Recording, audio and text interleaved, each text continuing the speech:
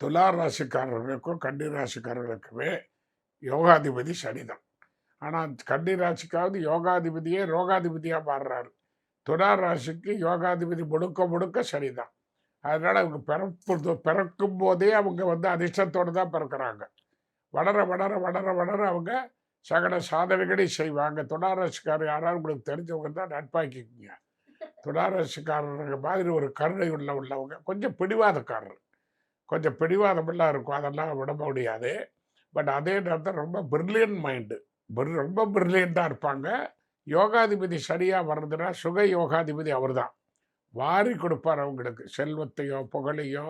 வளர வளர அவங்க எவ்வளவு ஏழ்மையில் இருந்தாலும் சரி அவங்க உச்சகட்ட பலன் அனுபவிப்பாங்க. யாராலே அப்படின்னு தெரியணும் இல்லையா? துலா ராசியினுடைய பாக்யாதிபதி புதன் அப்பானால. துலா ராசிக்கு பாக்யாதிபதி 9ஆம் இடத்தோன் புதன். அந்த அப்பானால அந்த பொண்ணுக்கு மிகப்பெரிய எதிர்காலம் வரும். பையனாக இருந்தால் பையனுக்கு மிகப்பெரிய எதிர்காலம் வரும். அதனால் துலா ராசிக்கு அப்பாவோட அனுசரணையும் அப்பாவுடைய ஆசீர்வாதமும் அப்பாவுடைய ஆண் பெண் யாராக இருந்தாலும் நடக்கும். அதில் எந்த விதமான சந்தேகமும் இல்லை. ஏன்னா அந்த துலா ராசிக்கு மிகப்பெரிய யோகாதிபதியும் அப்பாவோட ஸ்தானாதிபதியும் நட்பு கிரகம்.